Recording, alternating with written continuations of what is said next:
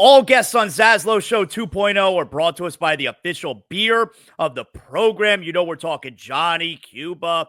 How else are we going to be enjoying Game 7 of the NBA Finals tonight? A nice cold Johnny Cuba in our hand. European roots, a Caribbean soul. Enjoy a refreshing German lager in a can. Go to johnnycuba.us. Use the Johnny Locator. You'll find the nearest location to you. Make sure you always drink responsibly. Don't forget Johnny Cuba's mantra, stay tranquilo.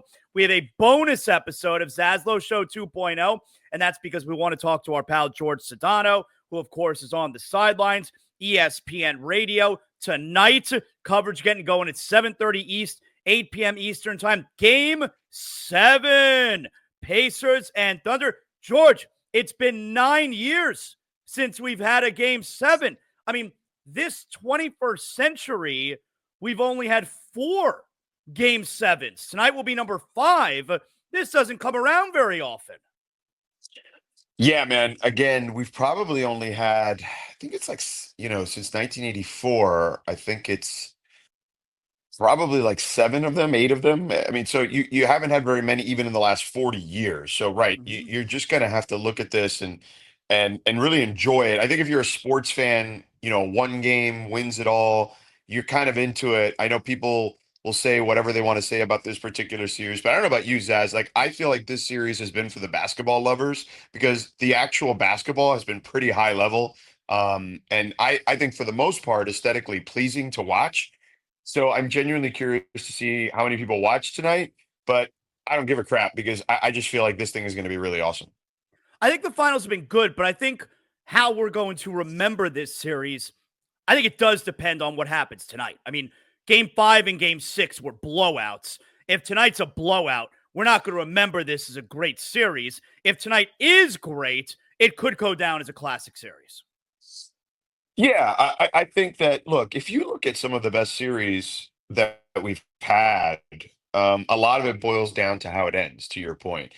That series between Cleveland and Golden State, which was the last Game 7 in 2016, most of those games were blowouts. I think 5 out of the 7 games were blowouts, but we remember, a 5-minute stretch where they didn't score. LeBron gets a block, Kyrie hits a 3 on the other end, and then it becomes some magical moment for the rest of our lives, right? So, yeah, I agree with you. I think that certainly has a lot to do with it. How was doing the first 3 games on television? I did games 2, 3, and 4. It was great, but it was also a weird situation, right? I was filling in for Lisa Salters, who is a friend and a colleague, and was dealing with some family stuff. Her mom was very sick, so it was a moment where you kind of had to compartmentalize, right? I've been through what she's gone through, right? So on a very human level, I empathize with her in every which way possible, right? And she was so great. Like we were in touch with her the whole time, in regards to just kind of keeping us updated, and we wanted to make sure that her family knew that we were there to love and support her and her family every which way possible. But yeah, separately was awesome. Yeah, of course. I mean, I'm one of only 19 people to ever do an NBA Finals game on a sideline. So for me, it was awesome. And look, the cool thing, and I don't know if everybody out there really understands this stuff. Like, when you watch games during the regular season, our boss Tim Corrigan does a really good job of mixing everyone up in the sense of like, yes, like Breen and Doris and Richard, they did those Saturday games together or whatnot, and they did some other games obviously during the regular season. But if you notice during the regular season at ESPN, the crews get mixed up. So everybody gets to work with everybody. So in any given year, I'm working with Mike Breen a handful of times. I'm working with Doris Burke, a handful of times. Same with Richard, right? And the production crew as well, right? I'm working with those people a handful of times. And I think that, in moments like this, right, where you have a situation where Lisa has to step away for personal reasons, I get to step in and there's no awkwardness to it. You've worked with everybody. There's not like this sense of I got to figure out how I fit in. No, I know exactly how I fit in. The stage is bigger and that's awesome. But we all know how to work together and it makes it fairly seamless. So it was cool, no doubt. I was honored for sure. It was a pleasure. And I was glad to keep the seat warm for Lisa. So, what your job as a sideline reporter, a lot of times you'll be focused, certainly as the game starts. I mean, as the game gets going, you're focusing on the game, but you'll have like certain stories in mind, what you want to hit on, what you want to highlight at the start of the game. What are you thinking going into tonight? Tonight, I think it's more about like I've done a lot of research talking to people who've played in game sevens and just like what that is going into it, right? And then also taking away from what the guys have told us coming into tonight and how they're feeling about it and kind of comparing and contrasting what I've researched from former players who've for current ones who've played in game sevens and comparing and contrasting that to what these guys are feeling at this particular moment coming in. So that'll be kind of my opening hit on ESPN Radio. It'll have something to do with that. And then pre-tip to me, it's going to be about Shea and what he's done in bounce back games. So whenever the Thunder have lost this postseason, they're 6-0, and he's averaging nearly 35 points a game. He's averaging 54% from the field, 5 boards, 7 assists, and I want to say like 11 free throw attempts in those games. So he's basically been MVP Shea in those moments in the playoffs this postseason when they've lost the game. So that to me will be the hit right before the tip. But the stuff in the quote unquote like scene set will be just like the pressures of playing in game 7. George, did we make too much over Halliburton's game 5 and how much the calf injury hampered him?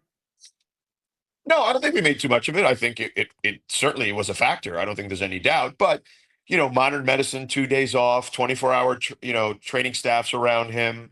I think also the mental ease that the doctors told him that he couldn't damage it any further, like his Achilles was not in play, I think removes the mental burden and hurdle for him as well. So I think that all that stuff played into game 6, I think, for him mentally. I mean, dude, I was watching him like a hawk in warmups about an hour before the game and even right before tip. And he was loose. He looked good. He was doing everything he normally does. He was doing his patented sidestep threes and step back threes in the hour warm up before the game. And then right before the game, I mean, he was literally dancing on the floor after making layups. So I knew that he felt good physically for sure. Which has been the better crowd? Oh man, that's like picking between your two favorite children Come right on. now. Like these crowds have been. No, I'm not even joking, dude. Like it's been nuts. I would say that it's really, really tough. These have been two of the best game crowds. 6 crowd, George, that game 6 crowd in Indianapolis, that was like an all-time great playoff crowd, I thought. Yeah, I agree. I agree. But I would say consistently, OKC's crowd is always the loudest in the league. Consistently. So I'm genuinely curious to see if they can top Indiana. Now, Indiana was kind of the loudest building I'd been in all season.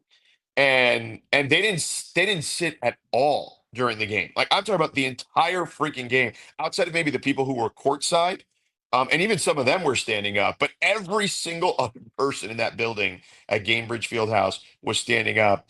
And I would expect a very similar situation in OKC. So I know that's kind of a cop-out answer. OKC has been the most consistent building I've been in all year. But yeah, I would say Indy was pretty raucous. Honestly, it's been pretty raucous the last couple games we've been there. Do you think will Pacer people be there? Guys like Reggie Miller, will they be at the game tonight? I don't know. That's a great question. I don't know because OKC doesn't have that history that the Pacers have to have guys there. I mean, they have like Nick Collison there, who's like their Udonis Haslem, right? Like Right. he's their His guy. jersey's retired. What's that? His Collison's jersey is jersey's retired. retired. Yes. His jersey is retired. Yes. So I don't know. Anyone else that would be there for them that already hasn't been there. But yeah, maybe the Pacers guys will be there. Maybe someone like Reggie. I'd be curious to see if that were the case. What will the reaction be for the Thunder in the season they had if they don't win tonight? Oh, it will be massive disappointment. I don't think there's any question because it'll start to remind people of like the Durant, Harden, Westbrook time, right? Where everyone thought like, oh, they're set up really well. By the way, they still are because if you look at the way the CBA is and their asset allocation and the way they have the contracts set up, I mean, they've got a runway, there's no question, but you can never predict stuff, right? Guys get hurt, things happen, whatever. Like, there's just so many factors here that when you're there, you got to win it, especially when you've been the one seed back to back years. So, yeah, I think it would be massive disappointment if they lost. So, George, whoever wins tonight is going to win their first ever NBA championship. I talked about this on the network a couple of days ago, probably the day after the Panthers won the Stanley Cup, actually, because the NHL is seemingly the only one who does this right. Is there anything lamer than the commissioner handing the trophy to the owner of the team right after they win? Come on, George. Give it to the players. I don't know, man. Like I've never really thought about that. People get so into like worked up about these things. I don't care about any of that stuff. Like maybe I'm the lame one that doesn't give a crap. I mean, I like the logo on the floor, but the players complained about that. Like that was the thing. The players complained that it was too slippery because they couldn't paint it in time to keep it dry. Because sometimes you just don't know who the hell's going to play in the finals until like 2 days before. So, but the other stuff, I don't know, man. Like, that's not for me to care about. Like, I just have never cared about who they hand the trophy to first. It's just not me. Just the owner who nobody knows his name, nobody knows what he looks like. Give it to the players, I hate every sport does it except the NHL. Like it's not just the NBA. Every sport gives the trophy to the owner first. I can't stand it, George. I mean, it's their team. Yeah, no, I get it. I get it. Finally here. No, I get it. Before we let you go here, George, by the time people are listening to this, maybe they're, hearing it right before tip-off. Is it possible we got some Kevin Durant news by the end of today? Look, I saw Gambo tweeted something like that. I don't know, man. Like, unless Phoenix comes off their stance, which is, they want everything or they want a lot. I don't see a deal getting done. Now maybe they do come off their stance and they adjust their expectations and a deal gets done. I think it behooves everyone to get it done before the draft because if you're Phoenix, you're going to want everybody's pick from this year included in there. Like you're going to want to make those picks. So I'm hopeful for all parties involved, wherever he goes, that it gets done quickly. But I'll tell you this, I get the sense, and maybe I'm wrong, that if Durant doesn't go somewhere he wants to go, he can make this thing messy. So I would just beware.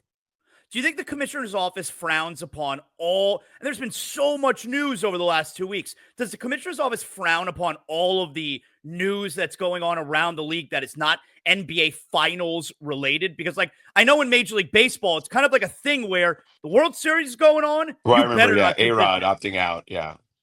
Yeah, I'm sure they don't love it. I haven't asked anybody, but I think they just realize how transactional their sport is. Hell, the Denver Nuggets, when they were playing the Heat, made a transaction during the NBA Finals. The Pacers made a trade a few days ago, George. Yeah. So it's happened before. I think they just realize how transactional their business is, and they don't love it, but I'm sure. But it just is what it is. You can catch George and the crew tonight, 7:30 Eastern. Coverage gets going on ESPN Radio, 8 p.m. tip-off. Great job, George. Thanks for giving us a little bit of time here before the game. You got it, buddy. Thanks for having me.